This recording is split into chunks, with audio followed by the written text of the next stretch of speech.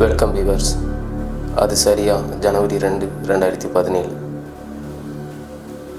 டெல்லியில் மணி அப்போ சரியாக காலையில் ஒரு 11 மணி இருக்கும். சாந்தி தன்னுடைய வழக்கமான வேலைகள் எல்லாத்தையும் முடிச்சுட்டு மதியம் லஞ்சுக்காக காய்கறியை கட் பண்ணிகிட்ருக்கான். அப்போது ஹாலில் இருக்கிற அவளுடைய ஃபோனுக்கு ஒரு கால் வருது. யாராக இருக்கும் கேஷுவலாக போய் அந்த ஃபோன் எடுத்து ஹலோ யார் அப்படிங்கிற மாதிரி பேசுகிறேன். நான் கார்த்திக்கோட அம்மா பேசுகிறேன், இங்கே ஒரு அசம்பாவிதம் நடந்து போச்சு, நீங்களும் உங்கள் வீட்டுக்காரரும் உடனே கிளம்பி இங்கே வாங்க அப்படின்னு சொல்கிறாங்க. யாருக்கு என்னாச்சு, என்ன அசம்பாவிதம் அப்படின்னு சாந்தி மறுபடியும் கேட்குறா.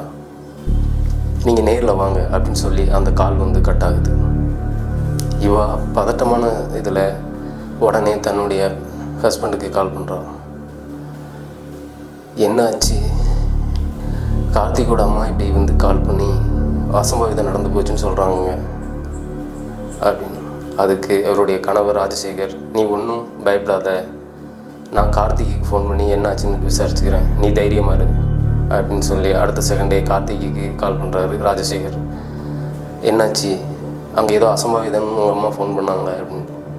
ஆமாம், அவங்க சொன்னது உண்மை தான், ஒரு அசம்பாவிதம் நடந்து போச்சு, நீங்கள் நேரில் வாங்க உங்களுக்கே தெரியும்னு அவரும் அந்த ஃபோனை வச்சிடறாரு. இவரும் பயம் பதட்டத்தோட தன்னுடைய பேங்க்கில் லீவு சொல்லிவிட்டு தன்னுடைய மனைவியை கூப்பிட்டுட்டு கார்த்திக் வீட்டுக்கு கிளம்புறாரு. அங்கே போய் பார்த்தா கார்த்திக் வீட்டு வாசலில் ஒரே கூட்டமாக இருக்குது. ஓ, அப்போ அவங்க சொன்னது உண்மைதான் போல, ஏதோ அசம்பாவிதம் நடந்திருக்கு, யாருக்கு என்னாச்சு அப்படிங்கிற பயம் பதட்டத்தோடைய அந்த வீட்டுக்குள்ளே போகிறாங்க. போலீஸ் அவங்கள தடுத்து இங்கே உள்ளே யாரும் போகக்கூடாது, உள்ளே ஒரு க்ரைம் நடந்திருக்கு அப்படின்னு சொன்னோன்னே அங்கேருந்து கார்த்திக் வந்து இல்லை அவங்க வரட்டும், அவங்க தான் வரணும் அப்படின்னு சொல்லி உள்ளே போய் பார்க்குறாங்க. அந்த பெட்ரூமில் ஒரு பாடி இரத்த வெள்ளத்தில் மிதந்துட்டுருக்கு. அதை பார்த்த உடனே ராஜசேகர் அந்த இடத்துலையே ஐயோன்னு கத்திட்டு மயக்கம் போட்டு விழுந்துடுறாரு. அப்படி அங்கே யார் இரத்த வெள்ளத்தில் கிடந்தது, அவங்களுக்கு என்னாச்சு, அதை பற்றி தான் ஃபுல்லாக டீகோட்ஸ் பண்ண போகிறோம். நீங்கள் பார்த்துட்டு இருக்கிறது பிரபா டீகோட்ஸ். நான் உங்கள் பிரபா. வீடியோக்குள்ளே போகலாம்.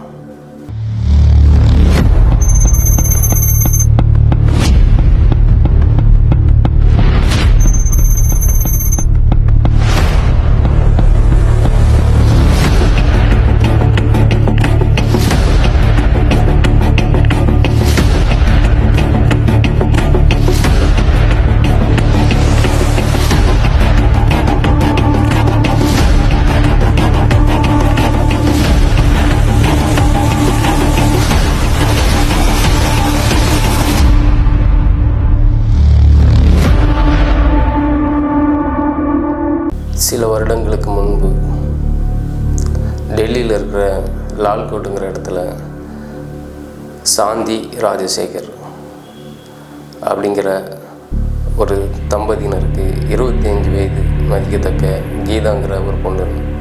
ராஜசேகர் பஞ்சாப் நேஷ்னல் பேங்கில் மேனேஜராகவும் சாந்தி ஹவுஸ் ஒய்ஃபாகவும், இவங்களுக்கு ஒரே ஒரு பொண்ணு ஃபேஷன் டெக்னாலஜி ஃபைனல் இயர் படிச்சிட்ருக்காங்க.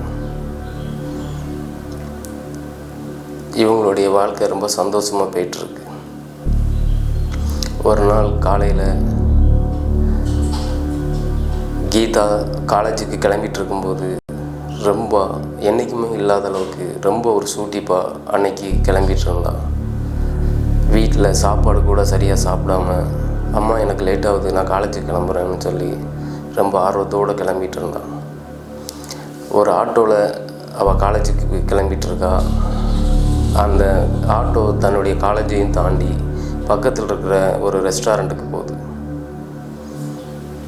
ரெஸ்டாரண்ட்டுக்கு போய் சாப்பிட போகிறான்னு பார்த்தா இல்லை, அங்கே தன்னுடைய காதலனான கார்த்திகை மீட் பண்ணுறக்காண்டி தான் அவள் அவ்வளோ ஃபாஸ்ட்டாக கிளம்பி போயிட்டு இருந்திருக்கான். கார்த்திகை பார்த்தம்போது, சாரிடா கொஞ்சம் லேட் ஆகிடுச்சு அப்படின்னு. உனக்காக எவ்வளோ நேரம் வெயிட் பண்ணுறது, எனக்கு ஆஃபீஸுக்கு டைம் ஆகுதுல்ல அப்படின்னு. ஆமாடா, கொஞ்சம் வீட்டிலேருந்து கிளம்ப லேட் ஆகிட்டு, நைட் லேட்டாக தான் தூங்கினேன். சரி ஓகே, சாப்பிட்டியா, சாப்பாடு ஆர்டர் பண்ணுறேன் அப்படின்னு சொல்லி சாப்பிட்டுக்கிட்டே 2 பேரும் பேசிக்கிட்டு இருக்காங்க. உங்கள் வீட்டில் நம்மளுடைய காதலை பற்றி பேசுனியா, என்ன சொன்னாங்க அப்படின்ட்டு. இல்லைடா இன்னும் பேசலை, அதை பற்றி பேசுகிறதுக்கு தான் கொஞ்சம் பயமாகவே இருக்குது. அப்பா என்ன சொல்ல போகிறாங்களோ அம்மா என்ன சொல்ல போகிறாங்களோன்னு பயமாகவே இருக்குது அப்படின்னு. ஒன்றும் பயப்படாத, தைரியமாக பேசு. இப்போ முன்னாடியாவது நான் வேலை இல்லாமல் இருந்தேன், இப்போ நான் நல்ல வேலையில் இருக்கேன், மாதம் 1 லட்ச ரூபா சம்பாதிக்கேன். அதனால் நம்ம மேரேஜுக்கு உங்கள் வீட்டில் ஓகே சொல்லிடுவாங்க, தைரியமாக பேசு அப்படின்னு சொல்லி அவனும் அவன் ஆஃபீஸுக்கு கிளம்பிடுறான், இவளும் காலேஜுக்கு கிளம்பிடுறான். அன்னைக்கு ஈவினிங் காலேஜ் முடிஞ்சு வரும்போது இவன் மனசுக்குள்ள 1008 கொஸ்டினோடு தான் வரான்.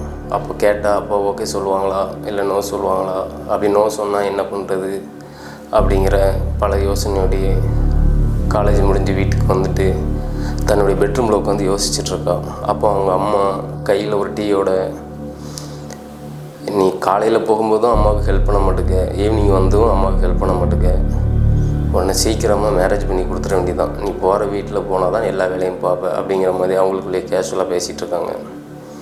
அப்போ திடீர்னு அம்மா அப்பா வந்தாச்சா பேங்க் முடிஞ்சு அப்படின்னு. வந்தாச்சு, என்ன இன்றைக்கி இல்லாமல் அப்பாவை இன்றைக்கி தேடுற அப்படின்னு. இல்லை அப்பாக்கிட்ட என்னுடைய லைஃப் பற்றி ஒன்று பேசணும், அதான் அப்பா அங்கே ரூமில் தான் இருக்காங்க, போய் பேசு அப்படின்னு. தன்னுடைய அப்பாக்கிட்ட போய் அப்பா அப்படின்னா அவங்க அப்பா என்னம்மா அப்படின்னு. இல்லை உங்கள்கிட்ட என்னுடைய லைஃப் பற்றி ஒன்று பேசணும் அப்படின்னு. என்னடா சொல்லு அப்படின்னு சொல்லி கேட்குறாங்க. இல்லை நான் கார்த்திக்னு இப்படி ஒரு பையனை லவ் பண்ணுறேன், நல்லா படிச்சிருக்கான், எம்எஸ்சி வரைக்கும் படிச்சிருக்கான், ஐடி கம்பெனியில் வேலை பார்க்குறான், மாதம் 1 லட்ச ரூபா சம்பாதிக்கிறான். நானும் அவனும் 3 வருஷமாக லவ் பண்ணிகிட்ருக்கோம், நீங்கள் எங்களுக்கு கல்யாணம் பண்ணி வைங்க அப்படிங்கிற மாதிரி பேசுகிறான். அதுக்கு அவங்க அப்பா உடனே கோவமா, உனக்கு ரொம்ப செல்லம் கொடுத்து வளர்த்தது ரொம்ப தப்பாக போச்சு, ஒத்தைக்கு ஒரு பொண்ணுனால உனக்கு செல்லம் கொடுத்து வளர்த்தோம், நீ கேட்குறதெல்லாம் வாங்கி கொடுத்தோம், அதுக்காக மாப்பிள்ளையும் நீயே பார்த்துடுறதா அப்படின்னு அவங்க அப்பா திட்டி, உனக்கு எப்போ மேரேஜ் பண்ணி வைக்கணும், யாருக்கு மேரேஜ் பண்ணி வைக்கணும்னு எனக்கு தெரியும் அப்படின்னு சொல்லி கோபமாக அவளை திட்டி அனுப்பிடுறாரு. தன்னுடைய பெட்ரூமுக்கு வந்துட்டு டோரை லாக் பண்ணிவிட்டு கார்த்திக்கு ஃபோன் பண்ணி, நான் அப்பாட்ட பேசினேன், அப்பா நம்ம லவ்வுக்கு நோ சொல்லிட்டாங்க, எனக்கு என்ன பண்ணுறதுன்னே தெரில அப்படின்னு. நீ ஒன்றும் பயப்படாத இரு, நான் பார்த்துக்கிறேன் அப்படின்னு சொல்லி ஃபோனை வச்சுட்டு அடுத்த ஃபோன் கார்த்திக்கோட அண்ணனான சுதாகருக்கு அடிக்கிறாரு. சுதாகரும் கார்த்திக்கும் பிரதர்ஸ், இவங்க 2 பேரும் பிரதர்ஸ் மட்டும் இல்லை, நல்ல ஃப்ரெண்டு கூட. இப்படி நான் ஒரு பொண்ணை லவ் பண்ணுறேன்னு உன்ட்டு ஆல்ரெடி சொல்லியிருந்தேன். இது அவங்க வீட்டில் அவங்க அப்பாக்கிட்ட கேட்கும்போது அவங்க அப்பா நோ சொல்லிட்டாரு. அடுத்தது இதுக்கு எனக்கு என்ன பண்ணுறதுன்னே தெரிலண்ணே, நான் பேசாட்ட அந்த பொண்ணை கூட்டிகிட்டு ஃபாரினுக்கு போயிடலான்னு இருக்கேன், எனக்கு ஆல்ரெடி ஃபாரினில் வேக்கன்சி இருக்குது, அதனால் நம்ம வீட்லேயும் இதுக்கு சம்மதிக்காங்களான்னு தெரில, அதனால் நான் அந்த பொண்ணை கூட்டிகிட்டு ஃபாரினுக்கு போயிடலான்னு நினைக்கிறேன், நீ என்ன சொல்கிற அப்படின்னு கேட்டதுக்கு, நீ அப்படி எந்த தப்பான முடிவும் எடுக்காத, வீட்டில் நான் பேசுகிறேன், உன்னுடைய லவ்வுக்கு எந்த பிரச்சனை வந்தாலும் நான் ஹெல்ப் பண்ணுறேன்னு சொல்லி அவர் தைரியம் கொடுக்குறாரு.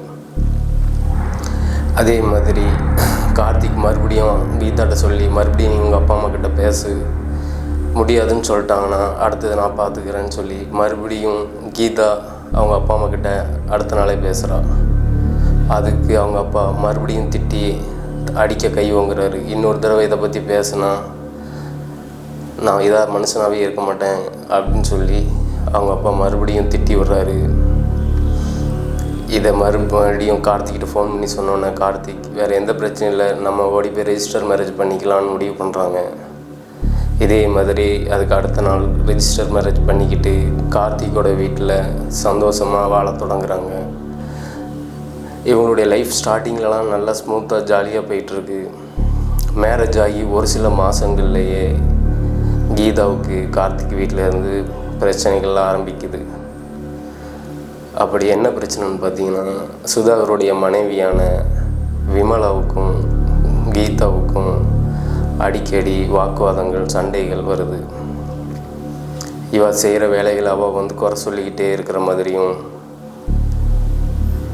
நீ நகை போடாமல் ஓடி கல்யாணம் பண்ணிக்கிட்டதாலையும் பல கருத்து வேறுபாடுகள் காரணமாக 2 பேத்துக்குள்ளேயும் அடிக்கடி சண்டை வந்துகிட்டே இருக்குது. இதை ஒரு நாள் கார்த்திக்கிட்ட சொல்கிறா, உங்கள் அண்ணிக்கும் எனக்கும் அடிக்கடி சண்டை வருது, அவங்க என்னை பற்றி ஏதோ ஒன்று குறை சொல்லிக்கிட்டே இருக்காங்க, எனக்கு என்ன பண்ணுறதுன்னே தெரில அப்படிங்கிறா. கார்த்தி சொல்கிறான், ஃபேமிலினா அப்படி தான் இருக்கும், நீ இப்போ தானே மேரேஜ் ஆகி வந்திருக்க, இன்னொரு 6 மாதம் 1 வருஷத்துக்குள்ளே உங்களுக்குள்ளே அண்டர்ஸ்டாண்டிங் வந்துடும் சொல்லி அவன் சமாதானப்படுத்துகிறான். இதே மாதிரி மறுபடியும் ஒரு சில நாட்களில் அவங்க 2 பேர்த்துக்குள்ளே மறுபடியும் வாக்குவாதங்கள் சண்டைகள் வருது. மறுபடியும் தன்னோட கணவனான கார்த்திக்கிட்ட இதை பற்றி சொல்கிறா. அதுக்கு தன் கணவனும் தான் மனைவி மேலே கோபத்தை காட்டுறான். நீ வீட்டிலே சும்மா இருக்கிறதுனால தான் உனக்கு இதமே பிரச்சனைகள் வருது, நீ உனக்குன்னு ஒரு வேலையை தேடு, நீ படித்த பொண்ணு தானே, நீ ஃபேஷன் டிசைனிங் படிச்சிருக்க தானே, உனக்கு டெய்லரிங் நல்லா வரும், நம்மளுடைய வீட்டு பக்கத்துலேயே ஒரு வீடு காலியாக தான் இருக்குது, அதுலேருந்து ஒரு வீடு எடுத்தாரேன், அதுக்குள்ளே மிஷின் எக்யூப்மெண்ட் என்னென்ன தேவை இருக்கோ எல்லாமே பண்ணி தரேன், நீ உன்னுடைய வேலையில் கவனம் செலுத்து, சும்மா இருக்கிறதுனால தான் அவங்க 2 பேத்துக்குள்ளே சண்டை வருது அப்படின்னு சொல்லி அவளுக்கு தேவையானது எல்லாமே வாங்கி கொடுத்து டெய்லரிங் பண்ண சொல்கிறான். ஃபஸ்ட் ஸ்டார்டிங்கில் இவளுக்கு கொஞ்சம் இது வேலைகள் கம்மியாக இருந்தாலும் இவளுடைய சோசியல் மீடியாவில் தன்னுடைய தான் தச்ச டிசைன் எல்லாத்தையும் போஸ்ட் போட்டு இவளுடைய வேலைகள் நல்லா சூடு பிடிச்சிட்டு ஃபஸ்ட்டு இருந்ததை விட நல்ல வருமானங்கள் வர ஆரம்பிக்குது. தன்னுடைய வருமானம் வர வர வீட்டுக்கு தேவையான பொருட்களை எல்லாம் ஒவ்வொன்றா வாங்கி வைக்கிறா. இதை பார்த்துட்டு கார்த்திகோட அம்மா அப்பாவுக்கும் ரொம்ப சந்தோஷம், கெட்டிக்காரியாக இருக்கா அப்படின்னு சொல்கிறாங்க. இதை பார்த்த உடனே மூத்த மருமகளுக்கு வயிற்றெரிச்சலாக இருக்குது, நேற்று வந்தவா நல்ல பேர் வாங்கிட்டு இருக்கா, நம்ம வீட்டில் உட்காந்து தண்டமாக இருக்கமே அப்படின்னு சொல்லி. கீதாவுக்கு தன்னுடைய வேலைகள் எல்லாமே நல்லா போய் இவளுக்கு ஃபாரின்லேருந்து ஒரு ஆப்பர்ச்சுனிட்டி வருது. நீங்கள் டெய்லரிங் நல்லா பண்ணுறீங்க, உங்களுடைய டிசைனிங் எல்லாம் சூப்பராக இருக்குது, நீங்கள் ஃபாரினில் எங்கள் கம்பெனிக்கு தச்சு தர முடியுமா அப்படின்னு சொல்லி ஒரு பெரிய ஆர்டர் அவங்களுக்கு கிடைக்கிது. அதுவும் அவளுக்கு ரொம்ப சந்தோஷமாக இருக்குது. தன்னுடைய கணவர்கிட்ட சொல்கிறா, எனக்கு இந்த மாதிரி ஒரு பெரிய ஆர்டர் கிடச்சிருக்கு அப்படின்னு சொன்னோன்னே கணவனுக்கும் ஒரே சந்தோஷம். சரி ஓகே, நானும் என்னுடைய ஜாப் அங்கேயே நான் மாற்ற பார்க்குறேன், நம்ம 2 பேரும் அங்கேயே போயிடலாம் அப்படின்னு முடிவு பண்ணுறாங்க. இதை போய் தன்னுடைய அண்ணன்கிட்ட சொல்கிறான் கார்த்திக். அண்ணன் இது வேண்டாம், நீ உள்ளூர்லேயே இருந்து இதை பண்ண பாரு, ஃபாரின்லாம் வேண்டான்னு அவர் தடுக்கிறாரு. கார்த்திக் அதனுடைய பேச்சை கேட்காம, இல்லை என்னுடைய ஒய்ஃபுக்கு கிடச்சிருக்கு, நாங்கள் 2 பேருமே அங்கேயே போய் செட்டில் ஆகிரும், அங்கே இருந்தால் அன்றைக்கும் அவங்களுக்கும் செட் ஆக மாட்டுக்கு அப்படிங்கிற மாதிரி சொல்கிறான். சுதாகர் அதுக்கு எந்த பதிலும் தெரிவிக்காமல் அமைதியாக இருக்கான். ஒரு நாள் கார்த்திகோட அம்மா சமையல்லாம் முடிச்சுட்டு சாப்பிட்டுட்டு தன் பெட்ரூமில் தூங்கிட்டு இருக்கும்போது ஒரு அலறல் சவுண்டு கேட்குது.